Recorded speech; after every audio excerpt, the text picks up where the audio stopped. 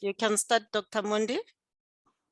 Good evening, colleagues, professors, business persons, and students, as well as our guest, André de Ruyter, the CEO of Eskom.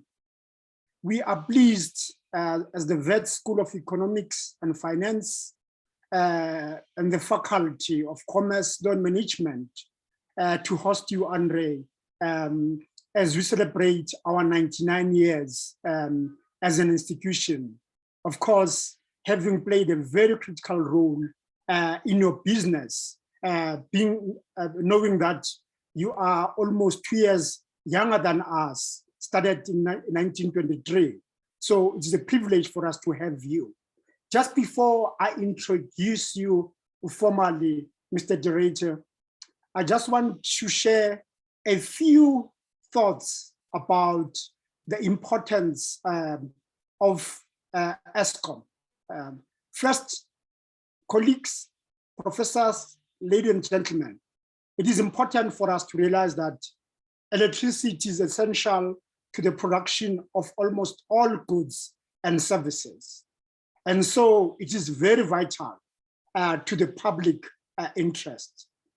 Here today, as I've introduced Mr. André de Ruyter, the CEO of Eskom, we need to remember that this has been one of the most successful institutions in the history of state-owned companies. In 2001, Eskom was named as the Global Power Company of the Year and was ranked 7th in generation capacity and 9th in sales during the period.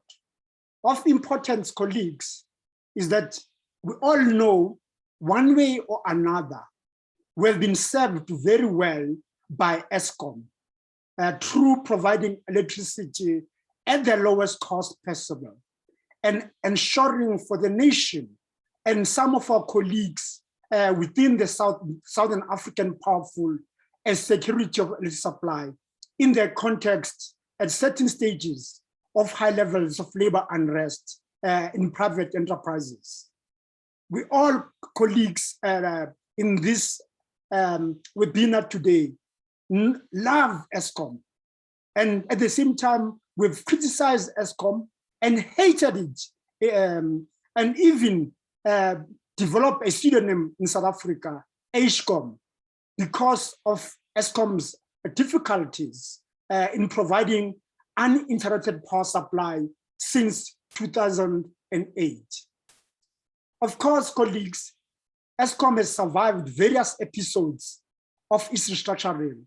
In the 1980s, for example, following the recommendations of the De Villiers Commission in 1984. That was followed by the Electricity Act, Amendment Act of 1998, which envisaged the privatization of Eskom.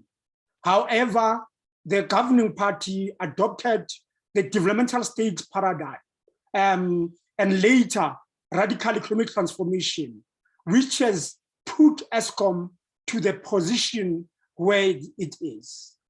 The last CEO of Eskom, before the introduction of the first Black CEO under the chairmanship of Ruel Khoza, Mr. Alan Morgan, together with the then chairman, have at Eskom put a time capsule on 25 May 1999. This time capsule was buried close to the energy statue at Megawatt Park, Eskom head office in Sandton. The capsule is to open on the occasion of Eskom's 100th year anniversary. That will be on the 1st March 2023. So colleagues, with those few words, I'm looking forward to listening to Mr. André de Ruyter, who is now going to take us through about his strategy in moving Eskom forward so that we can be able on the date of his 100th anniversary to have the time capsule revealed to the rest of South Africa and the world. Mr. André de Ruyter, colleagues, is the Eskom Holdings Group CEO, who is overseeing a 100% state-owned company with over 400 employees, providing over 95% of South Africa's electricity needs and approximately 45% of electricity used across the continent. Under his leadership, Eskom operates 30 power stations, including baseload coal, a nuclear power station in Quebec, Western Cape, hydro, pump storage and gas-fired peaking power station, as well as a self-dispatching wind farm. Eskom has a total nominal capacity of over 44,000 megawatts, supported by a network consisting of almost 400,000 kilometers of high, medium, and low voltage lines and underground cables, serving over 6 million direct customers.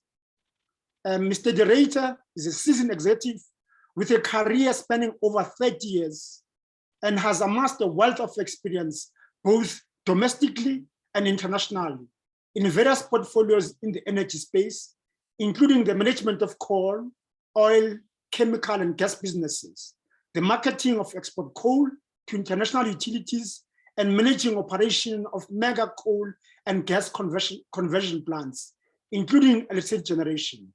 His experience, colleagues, and expertise traverses a range of disciplines, including, but not limited to, strategic leadership, sales, manufacturing, production, finance, legal regulation, people management, and socio-economic development.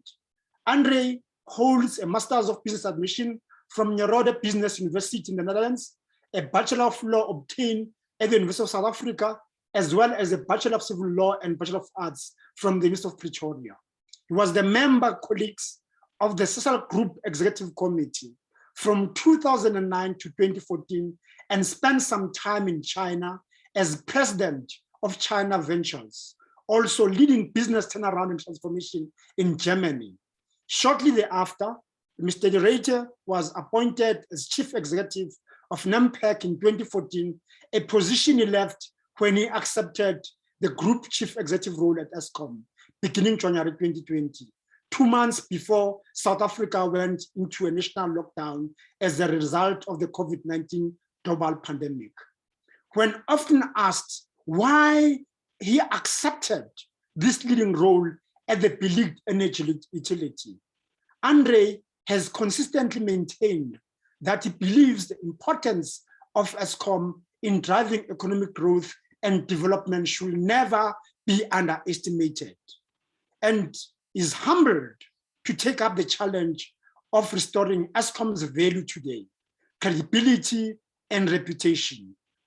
André is deeply passionate about employee engagement and has made a concerted effort to consistently connect with people across the business and share the vision of the Eskom city on the hill, reinvigorating, rejuvenating, and redefining Eskom's destiny to lead the energy transition into the future in a sustainable manner, as well as the importance of high-performance culture amongst employees to make this a reality. Professors, colleagues, ladies and gentlemen, please welcome Mr. André de Ruyter. Thank you so much. Thank you very much, Professor Monde, for that kind introduction. Really appreciate it. And it's an honor and a privilege to be addressing this very distinguished audience this afternoon. I think it's important to state that the School of Finance and Economics is 1 year ahead of Eskom in its age. So maybe we need to, as an organization, take note of our experienced elders when it comes to taking lessons in how to turn the business around. So I look forward after my presentation to also have the opportunity to engage with the audience, to take questions, and to hopefully be able to respond as best I can to the issues that you have raised. If we can try and share the presentation, if that is possible. Let's see how we do that. Is the presentation available?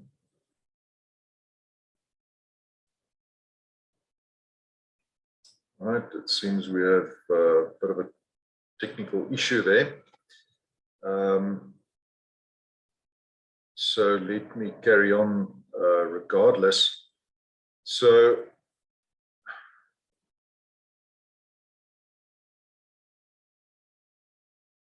right, apologies. Right, so the challenges that we face at Eskom are very considerable. They are very challenging, and they relate to a legacy of 100 years of coal-fired generation, which has served the country very well, but has left some legacy challenges that we have to put in place, or that we have to overcome. So what we are trying to do in terms of our opportunities that we've got with our major turnaround that we have ongoing is that we have established that we need to spend some 300 billion rand in environmental compliance technology. There's a distinct need for us to address in particular our SOx emissions, our SOx emissions. These are, of course, very challenging for us to do and very capital intensive. So we need to therefore be in a position. Just trying to get that presentation up on the screen, so let's do that. Right, there we go. That'll make things a lot simpler. Right, so as you can see there from the slide on the screen, we've got to spend 300 billion rand on environmental emissions. If we don't do so, we will have to shut down substantial generation capacity. Of course, that is not desirable or economically feasible. Something that is very frequently forgotten about is that coal-fired power generation is extraordinarily water intensive. So we consume about 270,000 megaliters of water per annum. One of my engineers the other day calculated that this is equivalent to about 16 million Olympic-sized swimming pools. So just to put that into perspective, I don't know if that makes it easier to comprehend. 16 million swimming pools is a number that I struggle to get my head around as well. The debt burden that we've got is well known. We owe about 400 billion rands to various lenders. Increasingly, funders, banks, developmental financing institutions are moving away from funding coal assets. China recently made it known that they won't be funding new coal assets, and trade policy is following suit with announcements being made that there will be a carbon border tax imposed by the European Union from 2023 onwards.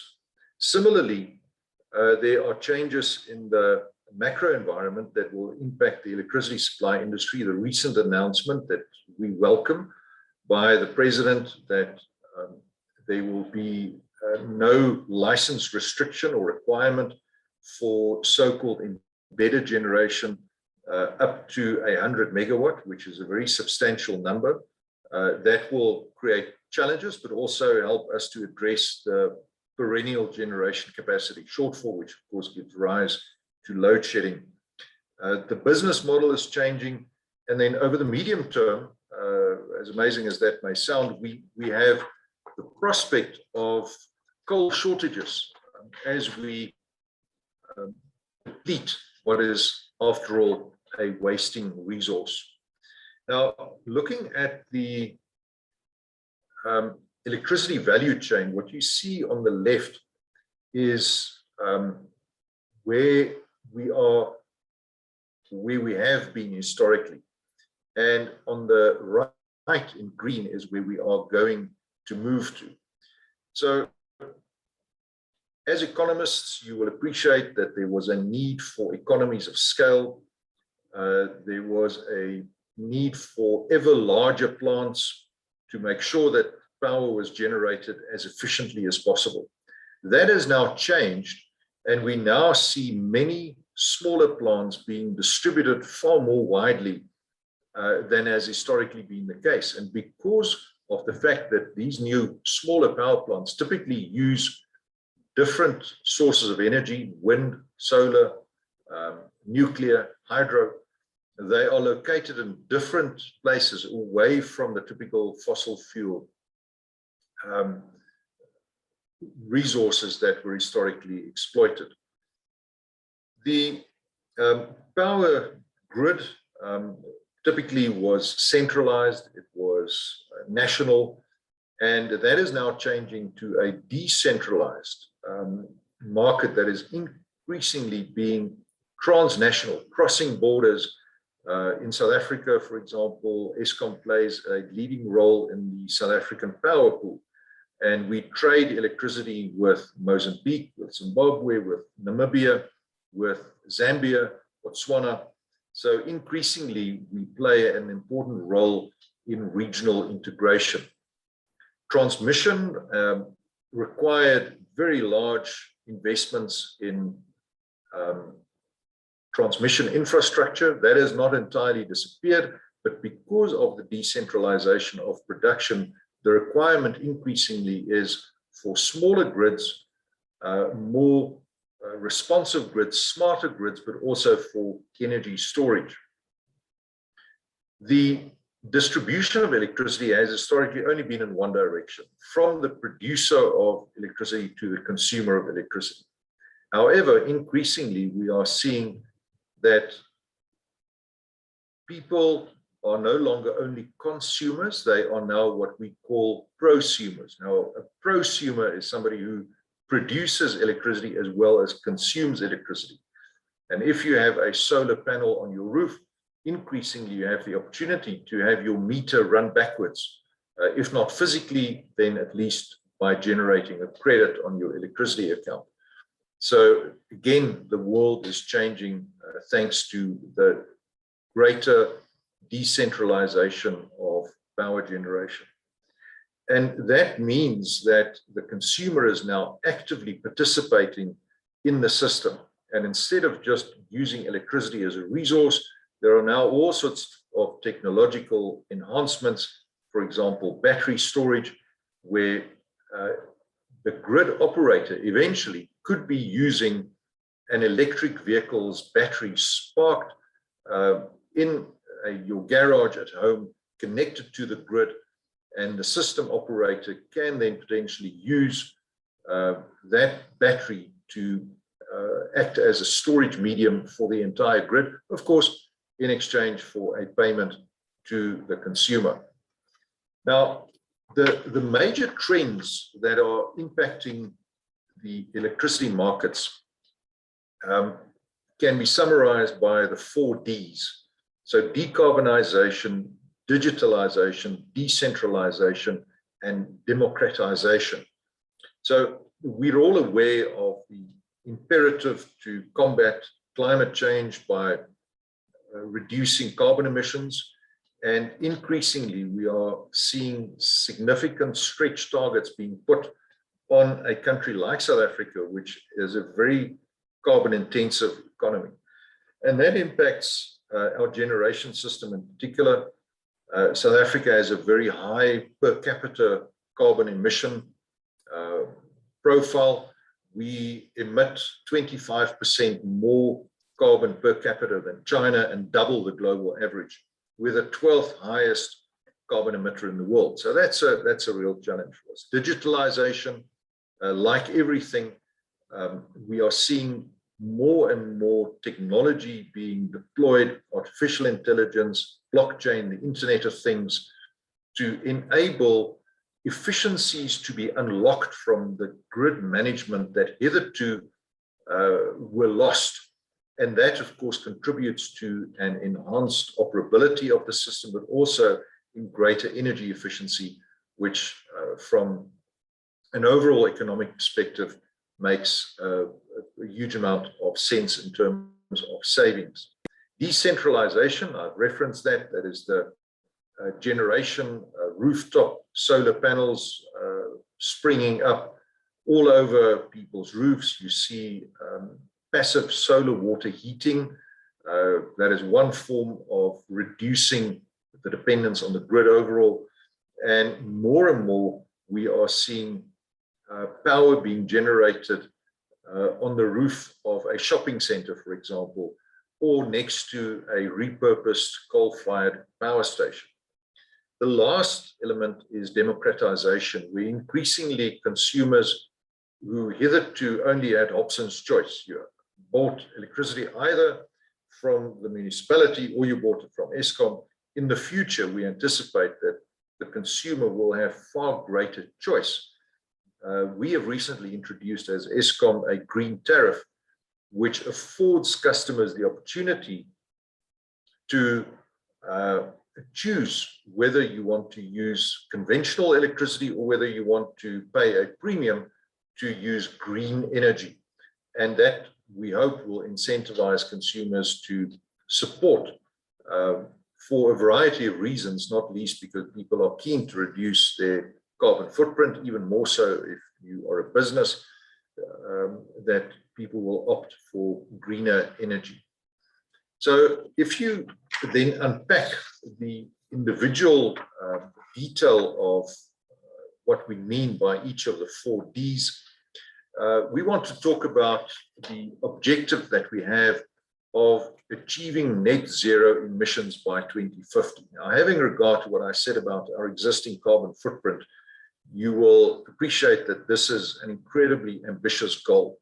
However, our modeling shows that this is possible, and we think that this is indeed something that is entirely consistent with our government's policies of steadily improving our carbon footprint as an economy. And we have recently seen the cabinet decision promoting a far more aggressive NDC as a commitment to reducing our carbon emissions, which of course created a very positive reception from the international community and has demonstrated that South Africa can really lead from the front when it comes to this particular element. So what we are going to do about it is to accelerate the repurposing and repowering of power stations through partnership models. We are keen to ensure that the decarbonisation does not cause socio-economic hardship. We are therefore engaging on a just energy transition model where we want to repurpose our old power stations as they retire to produce renewable energy, to act as battery storage facilities, to accommodate manufacturing facilities for microgrids. And we've already made very good progress in this regard at our flagship project at the Komati power station, which is now approaching the end of its life and will be completely shut down from a coal perspective by September of next year. And that will help us to stimulate local manufacturing and eventually job creation. So we are not abandoning the communities that have arisen around our power stations. In fact, we want to support those communities. This, however, requires that we should collaborate with all sorts of stakeholders, government, business, academia, civil society, to drive this just energy transition agenda for the country. And in order to pay for this, the bill, of course, is very large that we need to pay. We are able to access highly concessional financing that will put in place climate and green finance opportunities. Ultimately, this will help us to drive research and innovation into technology solutions. There is already a lot of work going on at the CSIR, also at our own research and development facility, and we appreciate the contribution that we also receive from our scientists in making this possible. So ultimately, we want to accelerate the execution of renewable energy through a variety of funding models. And what this means is that we want to create a virtuous cycle of steadily decarbonizing, but also driving a positive contribution to growing the economy by driving demand for renewable energy components. Now, what this means, if we are able to achieve this very aspirational objective, we will reduce carbon emissions by more than 1 gigaton, which is an enormous number and clearly plays an important role in combating climate change. We wish to install more than 7 gigawatts ourselves as Eskom, but what is very important is we want to enable significant increased private sector investment in the generation space. We will retire over the next 15 years about 22 gigawatts of coal-fired capacity, and that means that we have to install nameplate capacity of renewable energy to the tune of about 60 gigawatts to replace that, which is a huge opportunity to also create a stimulus driving demand for locally manufactured components, but also to enable job creation to be very much part of our focus. Given the unemployment crisis that we face in the country, that is something that is very crucial for us. Water consumption, 40 billion liters per annum that we can save. To put this into perspective, if you do the math, that's equivalent to about 220 liters of water for 200 million people. So a huge opportunity for us to reduce our impact on the environment, reduce our carbon emissions, also reduce other highly polluting components that are emitted by burning coal, sulfur dioxide, 66% reduction, nitrogen oxides, 58% particulate matter. So a dramatic improvement in air quality around our power stations. But now we need to connect our best wind and solar acreage across the country, and that requires us to significantly expand our grid. So we need to build 8,000 kilometers of new transmission line, 7,500 kilometers of distribution lines in order to connect the best acreage with the market. And again, that in and of itself is a mega project and a huge challenge of note. Based on economic analysis, we think that this activity will result in a net gain in total jobs of about 300,000, even taking into account the unavoidable job losses in the coal sector. So this is not a transition at the expense of labor. It is a transition which will favor the creation of new high-quality jobs in the generation space. Moving on then to digitalization, the important change that we are making here is that we want to move to a so-called smart grid.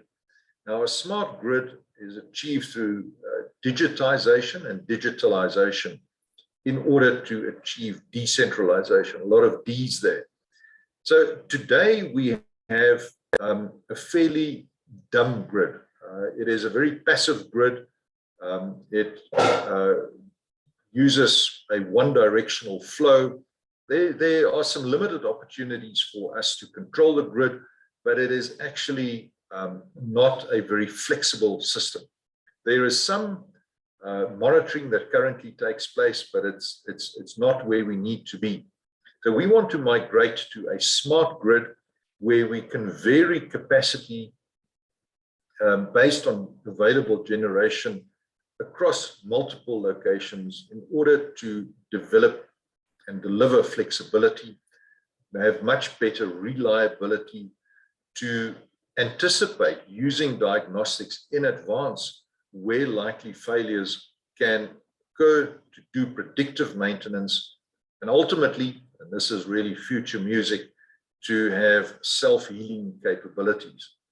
So we need to invest in operating technology, have appropriate sensors and controllers that can be controlled remotely.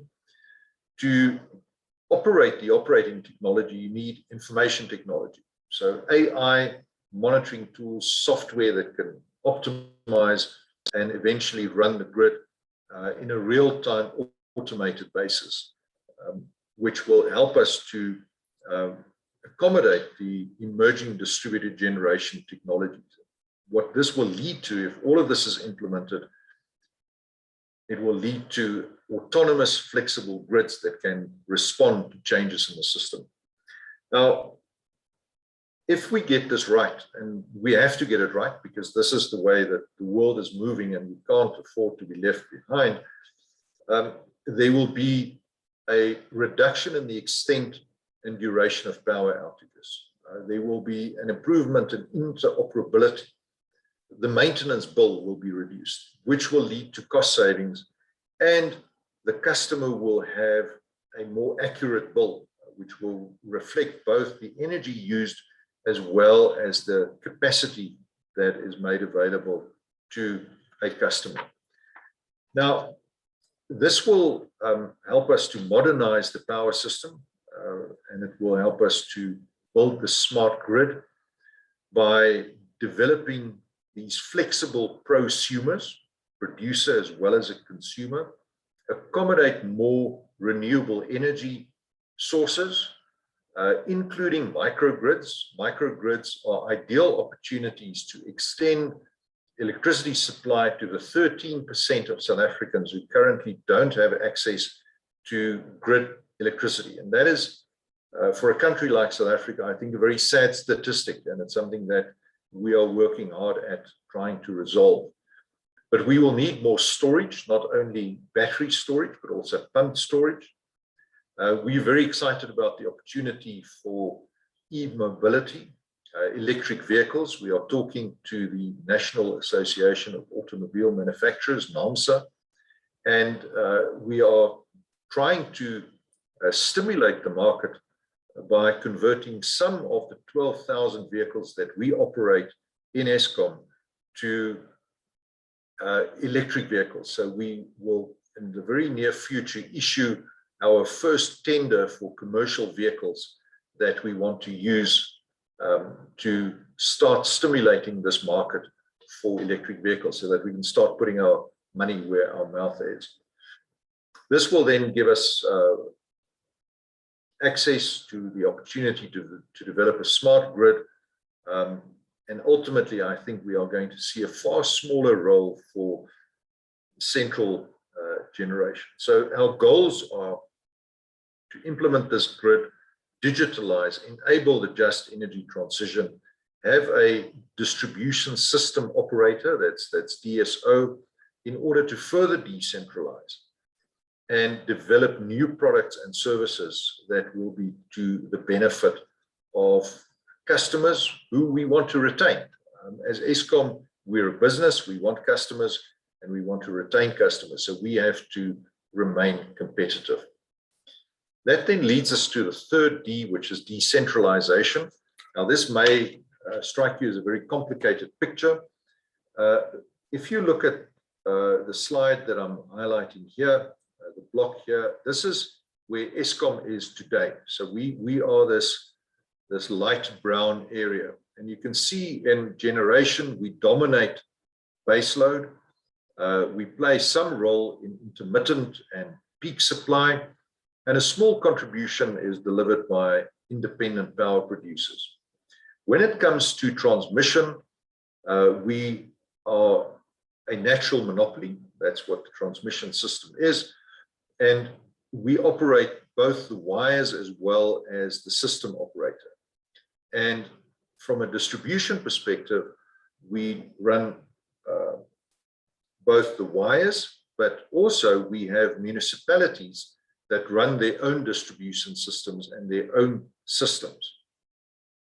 So as we transition through this restructuring of Eskom, increasingly we will see a greater role being played by IPPs, including for the first time, we anticipate a contribution by IPPs into baseload as we retire some of our coal-fired power stations that are approaching end of life. The transmission network will still be a state-owned entity, whether or not it's a wholly owned subsidiary of Eskom is not particularly important. That's more of a structuring issue, and nothing that we are doing at the moment precludes the eventual separation, the total separation of the transmission system operator as an independent state-owned entity. We also see that increasingly there will be a greater role for municipalities to play, and you will have seen increasingly news flow around potential transfer of certain areas, predominantly in Johannesburg, but we are also looking at other parts of the country to ensure that there is greater alignment between political accountability and operational accountability. In the future, when Eskom has been restructured, we will see a much smaller footprint for Eskom in the generation space, but we will see more and more entities playing in all three aspects, independently operating. And this might be, for example, not only an independent power producer, but also, as we have already heard from the Minerals Council, wanting to put in their own 2 gigawatts of generation capacity, entities driving embedded generation. The role of the transmission system will remain pretty much unchanged, except that we will now have a market and an independent system operator, which is very important to give investors confidence. Over time, then, we anticipate that there will be a reduced role, both for municipalities as well as for Eskom distribution. And again, pretty much like you've seen with the development of mobile telephony, greater competition, greater choice for the consumer to choose packages offered by a variety of service providers that are appealing and that are cost effective for a particular customer based on his or her needs. And this will create both threats and opportunities. We anticipate more customers entering this industry. We anticipate also more competitors entering this space. And this is good news for efficiency. Market dynamics, competition drive efficiencies that drive greater consumer choice and greater competition. So as Eskom, we need to change from this monolithic monopoly that we've been for the 98 years that we've been in existence to an entity that is far more agile and that is far more responsive to market demands and needs. And that, of course, is no easy task. In order to achieve that, we are restructuring ourselves. We have set up 3 divisions, generation, transmission, and distribution. The focus is for us to first legally separate transmission. We are making good progress in that regard.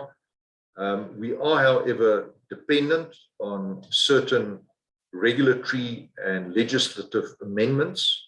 For example, we need to be issued, the new transmission entity needs to be issued with a transmission license. This is not always, this is the first time in NERSA's history that they have issued such a license. So that procedure needs to be developed, and that, of course, takes time. But from an Eskom perspective, we are committed to doing our absolute utmost to achieve the target date set in the Department of Public Enterprises roadmap for the electricity industry of achieving legal separation for transmission by the end of this year, which is now just around the corner. The fourth and last D is democratization. And again, we see increasingly across the world utilities moving into this space. We see that where initially there were lots of pilots, we are seeing utilities moving to decentralizing energy retail, looking at alternative funding mechanisms, tracking these ancillary attributes and carbon footprint, giving the consumer choice. Do you want to buy green energy or do you want to buy conventional fossil fuel derived energy? And those business models are increasingly going to be offered and are being offered already internationally. And we in South Africa, in the fullness of time, will follow suit. That means that we need to develop energy ecosystems, new platforms. We need to enable energy trading.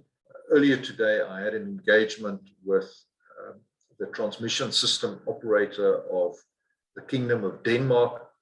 And it is absolutely fascinating to see how the free market has driven innovation and has stimulated investment in energy and energy trading, and how markets are incredibly inventive and innovative in coming up with new solutions to problems that are very hard to overcome. So unlocking and releasing that innovation, I think, is going to be a very important improvement in allowing us to democratize the grid and electricity production. What this means is that because blockchain technology is quite cheap, and please don't ask me to explain blockchain. It's been explained to me a number of times, but I still don't fully get it. So let me make that confession. Smaller energy producers will be able to sell excess electricity back onto the grid. And that gives, again, an incentive to be innovative and to develop new opportunities to drive competition and efficiency. Now, what that means is that we require different rules. We require, as I said, this move away from the historical monopoly to an entirely new world, which is going to be very interesting and exciting.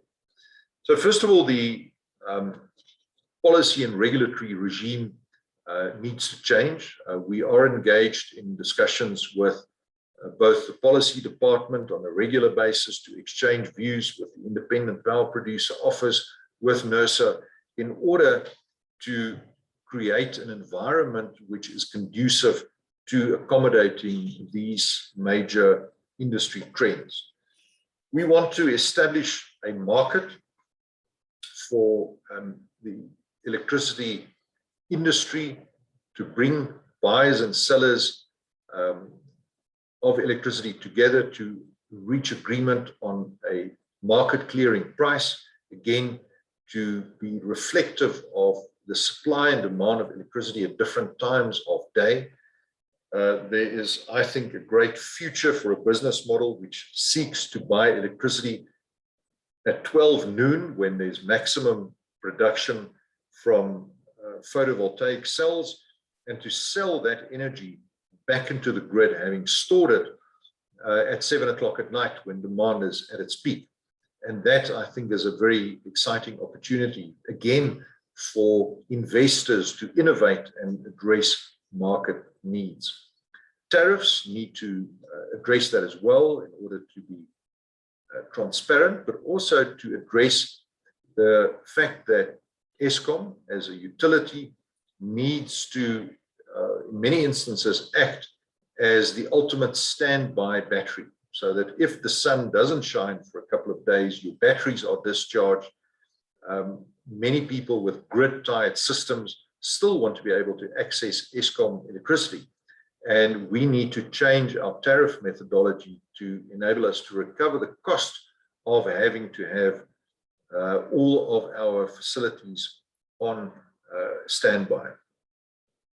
This will require a lot of coordination, and it will require a lot of cooperation. And I must say that in our discussions, even though we do have differences of opinion with NERSA, we have a good open relationship to talk about the need for us to change some of the current practices in order to enable these very exciting opportunities to be leveraged. So finally, how will we get there? How will we as Eskom deliver on this very aggressive opportunity that we need to build on? First of all, we need to pursue financial and operational stability. We need to turn around the business.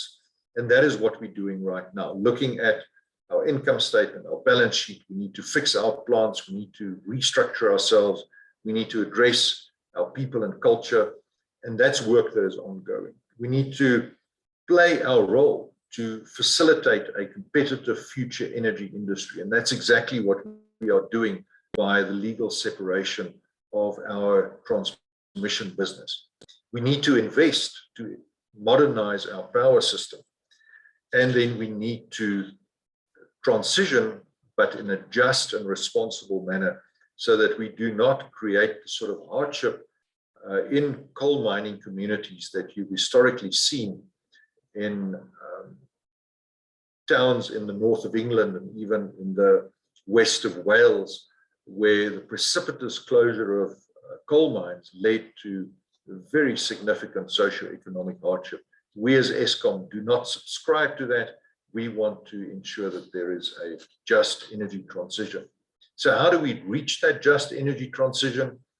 We foresee that the pivot that will get us from the short-term challenges that we're currently addressing to a long-term future of sustainability, achieving this net zero ambition to ensure that we can get effective and equitable access to electricity to all the citizens of our country, enabling a competitive industry, all the while driving triple bottom line sustainability. So a very difficult balancing act to get from the short-term challenges that are well known and that are very significant.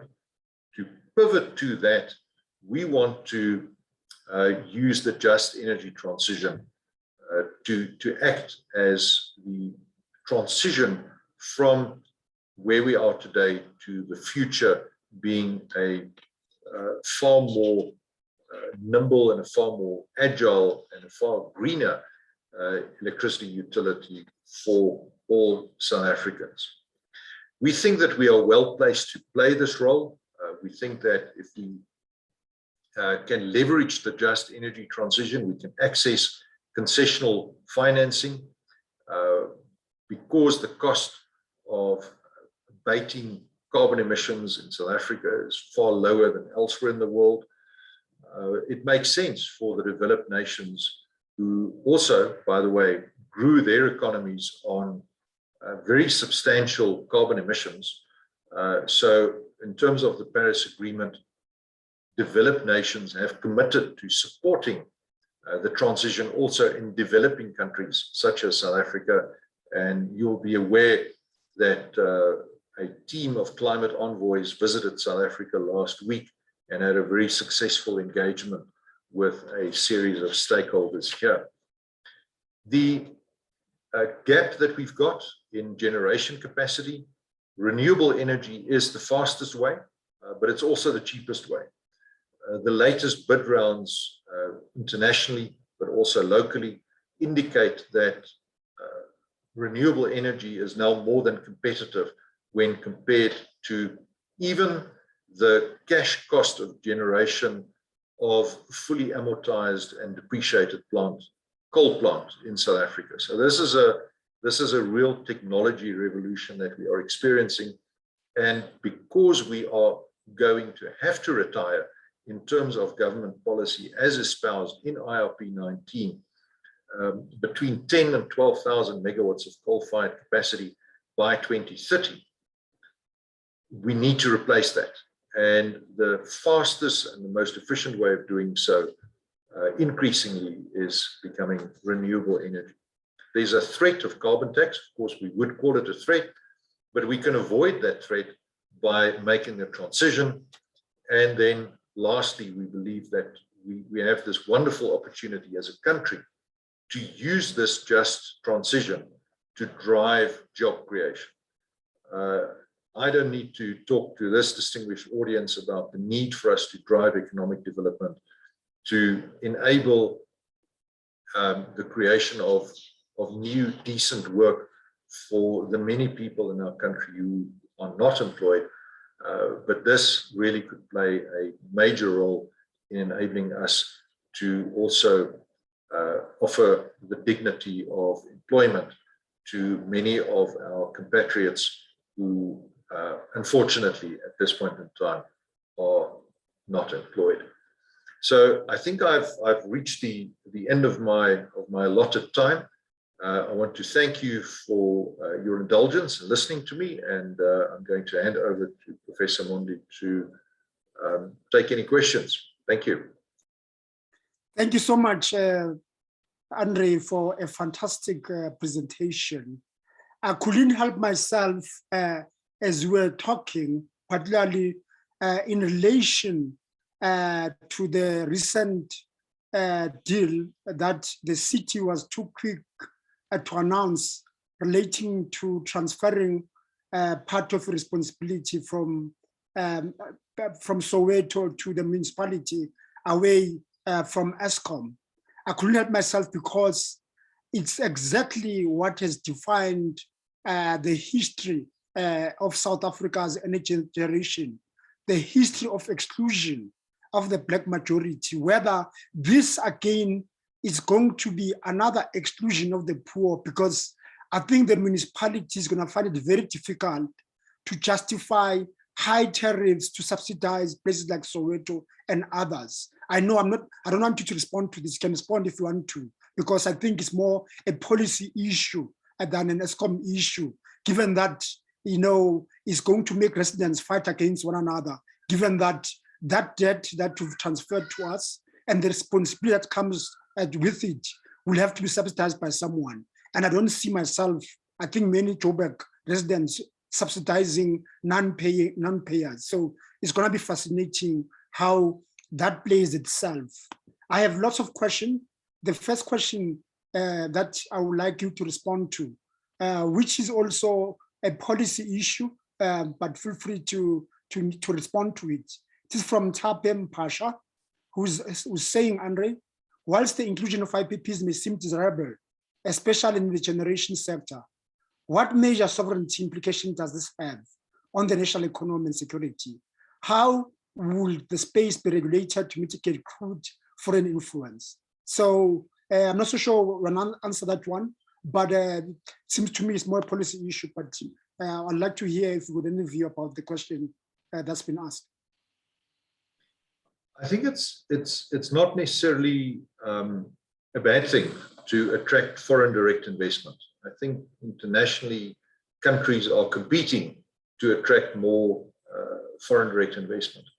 I don't believe that we will be compromising our sovereignty by inviting companies to come and operate in South Africa. After all, we have allowed companies internationally to mine our mineral resources, and we've benefited from tax, we've benefited from jobs created, and therefore maybe this is more of an ideological debate, but I think that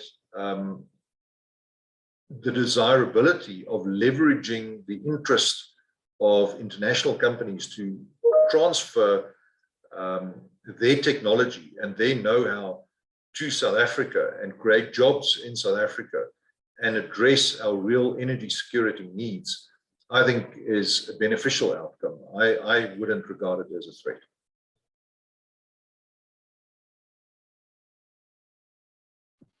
I have another question, Andre, from an anonymous attendee, but he's given his name is Mtabi Simoyo, who's an MA student on corruption and governance candidate with the Center for Study of Corruption at the University of Sussex in the UK.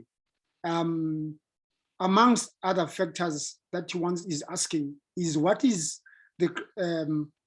critical is organizational culture that can turn the tide of Eskom's association with corruption and instill a climate of positivity among employees and potential ones, which you've done very well, Andre. What are the lessons learned from capture associations? What are the plans in place to make corruption costly, such that the entity delivers its socio-economic development mandate? This is from Tabisi Moyo. That's a really great question and a great observation.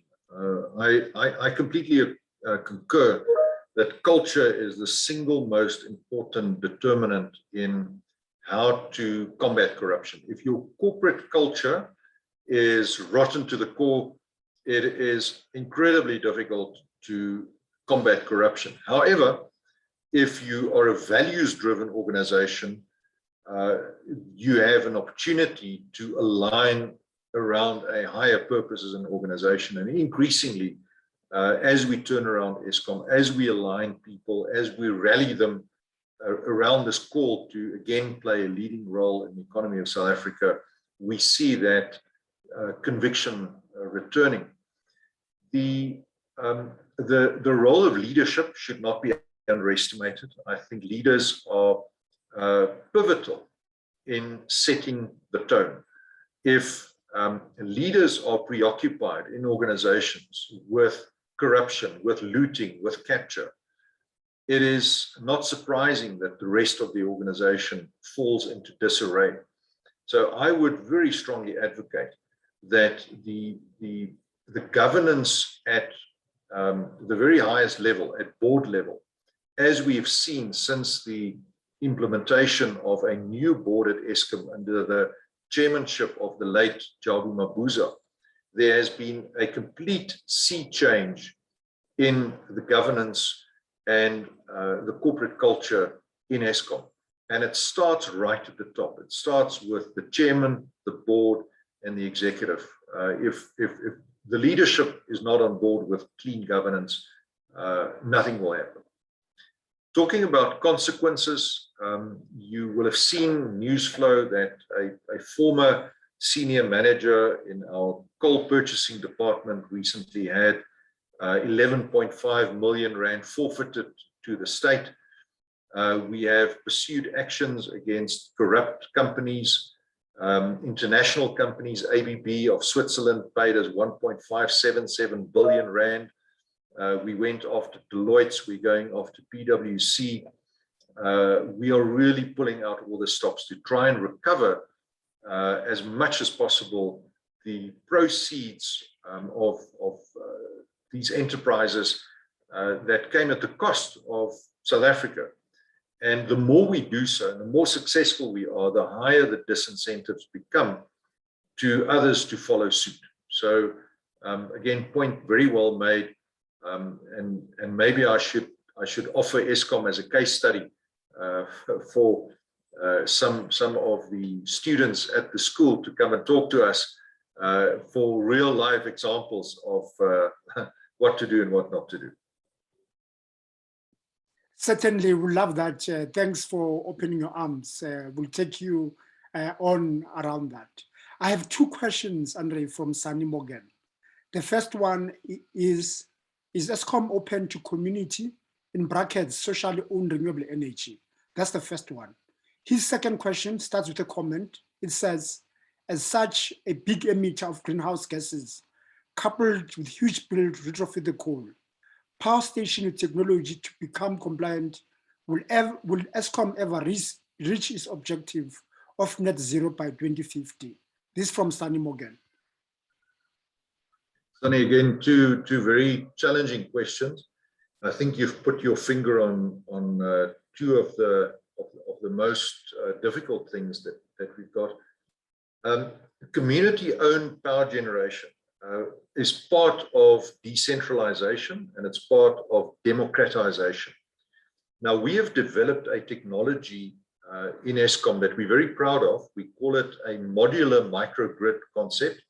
What it means is a rapidly deployable converted shipping container with an awning of solar panels, batteries, and controllers are inside of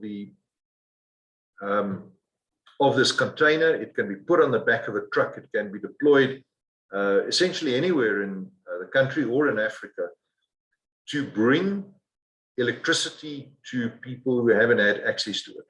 We have launched a pilot project in Vicksburg in the Free State, and that facility is owned by the community. And what is very interesting is the great pride, but also the great responsibility that they take towards that grid that is owned by the community.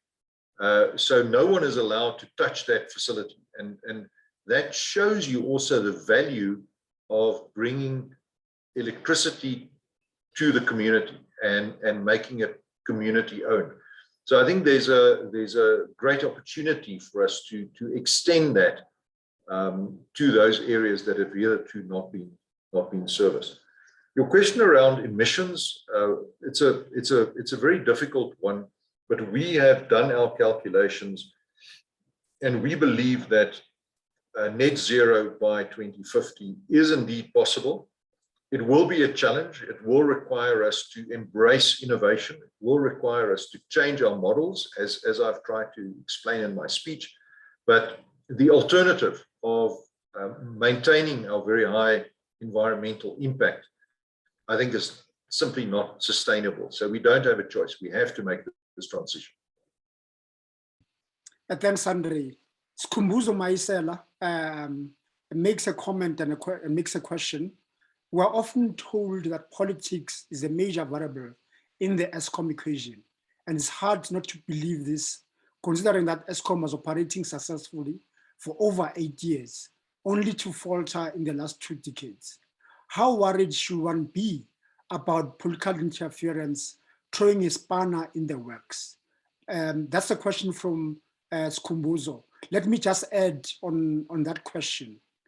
We know that the policymaker, led by Minister Mantashe and the Department of Mineral Resources and Energy, is talking about the deployment of about 2,500 megawatts of coal.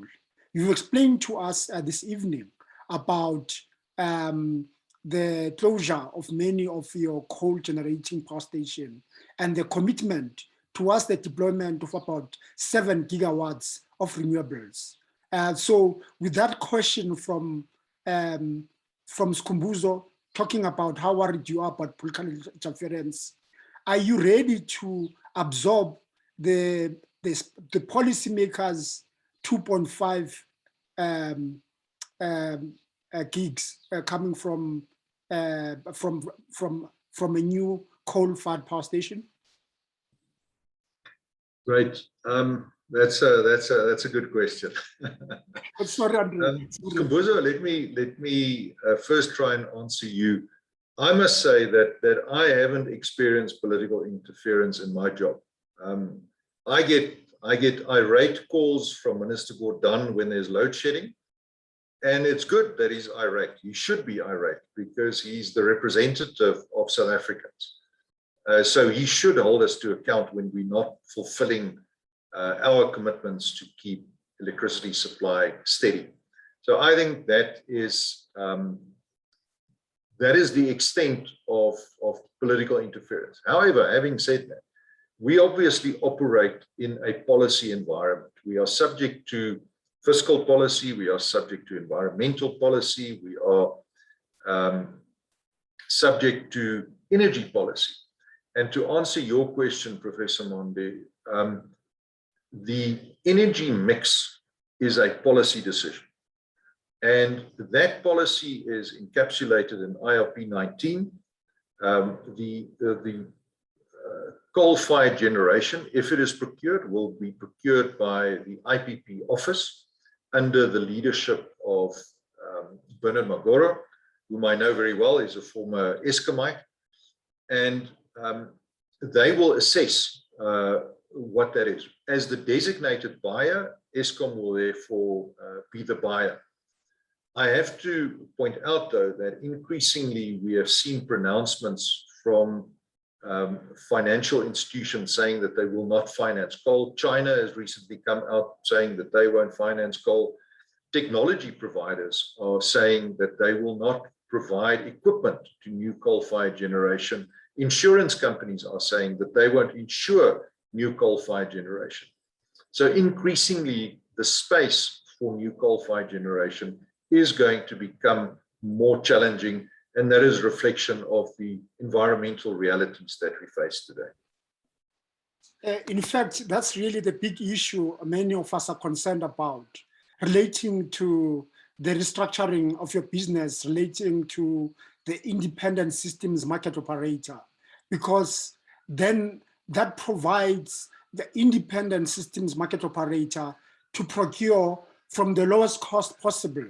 So it's quite worrying, I think, from us as researchers, that the process of restructuring is moving at a much slower pace.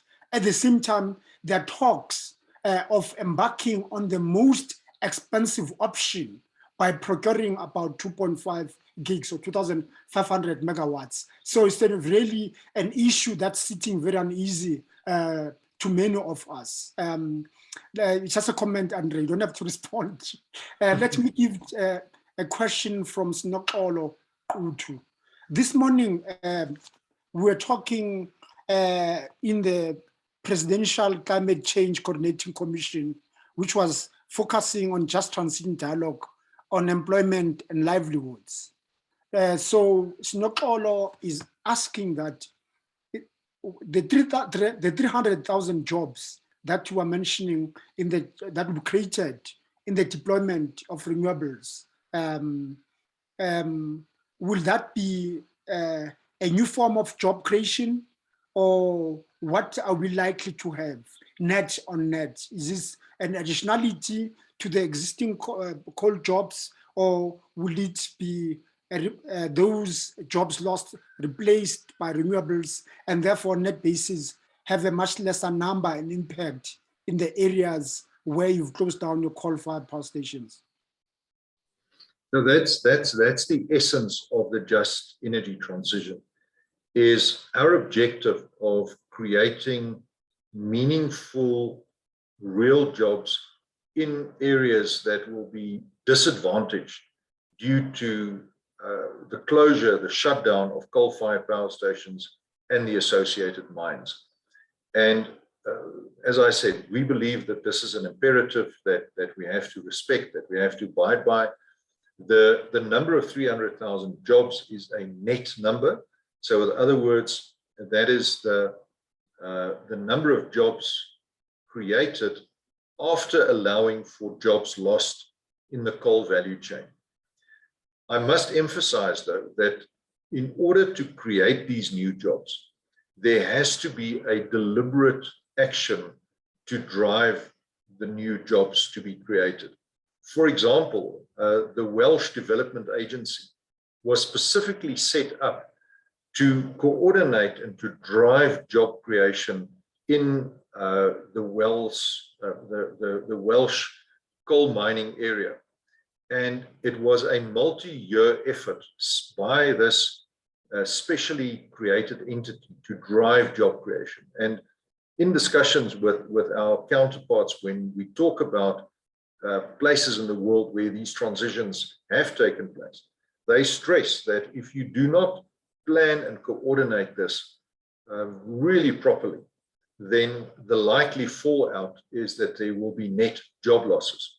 So from an Eskom perspective, we are eager to be a player, but of course, we are not a policy maker. We want to be an enabler to drive this just energy transition, but we can only do so in an ecosystem that is conducive to the delivery of these new jobs. Thank you so much. You mentioned that you had international visitors in the past few days who you engaged with trying to assist with the transition. And you also shared with us this evening that you still have got a headache of about 401 billion rand of debt.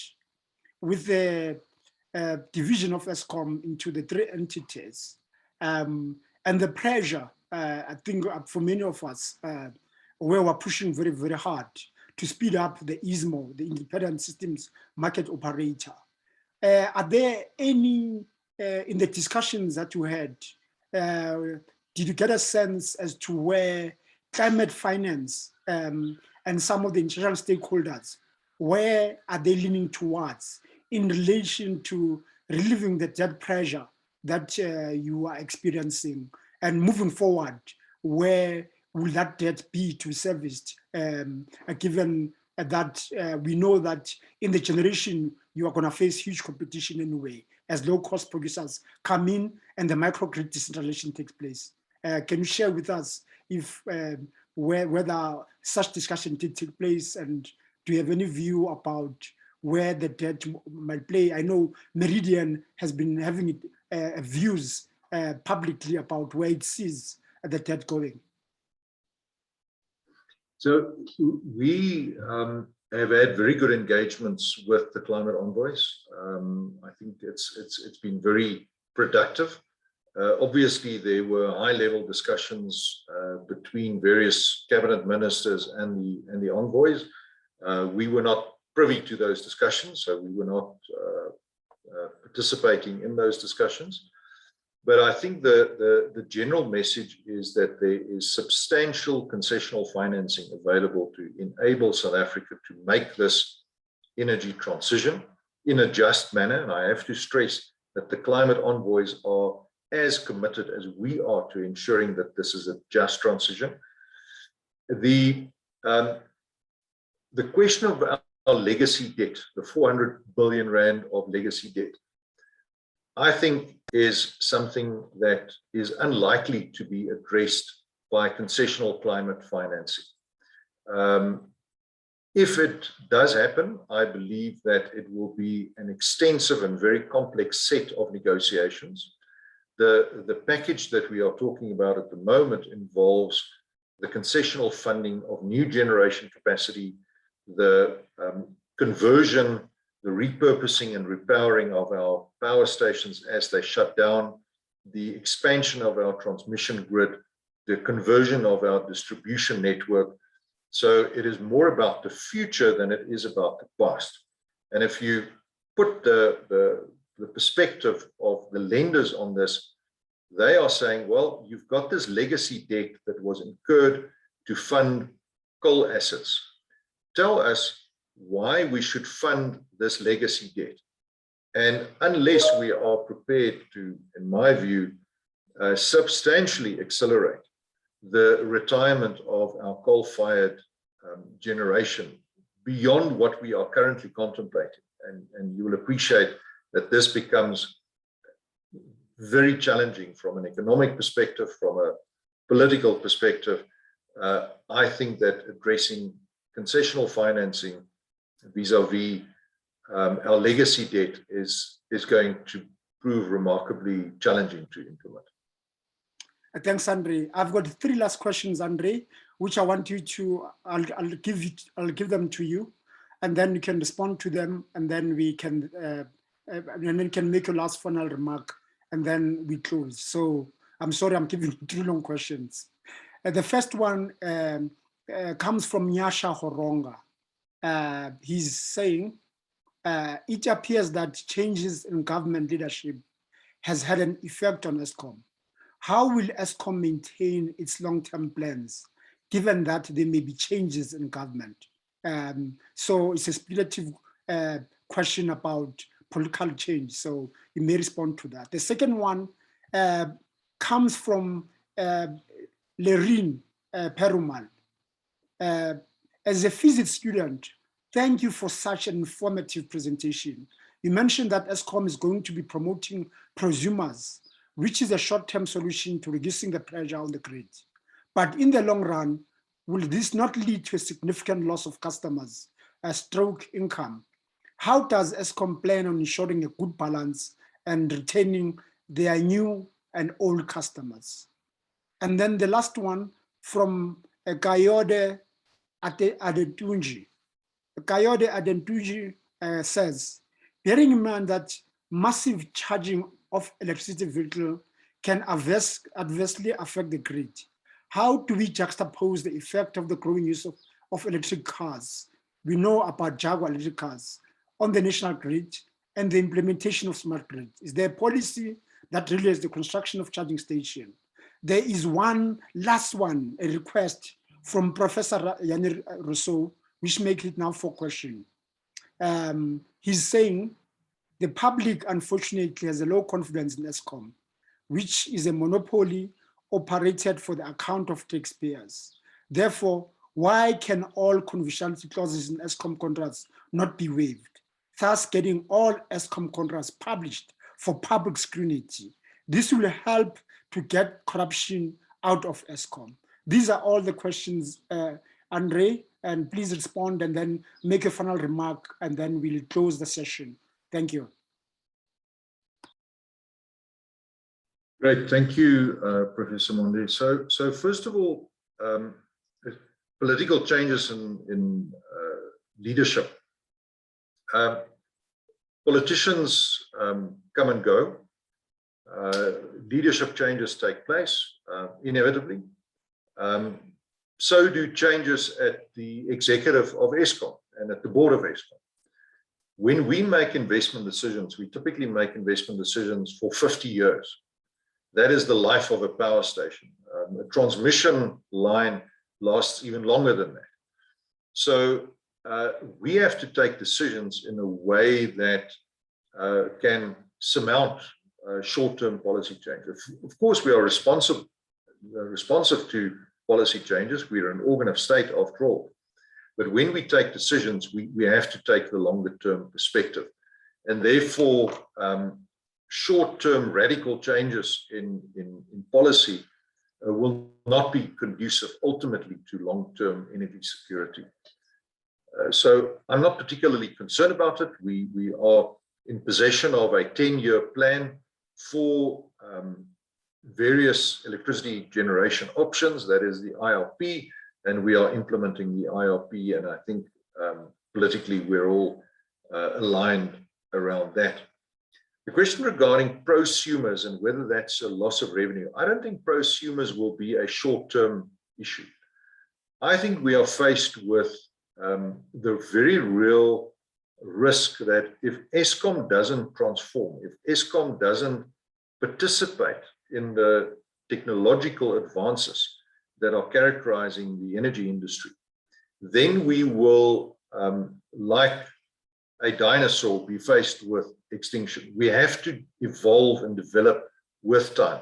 Otherwise, our customers are going to defect, as it's known, from the grid in any event by putting up their own solar panels, nothing stopping them from doing so, putting in their own batteries, and no longer buying electricity from Eskom in any event, or generating, if you're a mine, your own electricity, as some mines are already doing.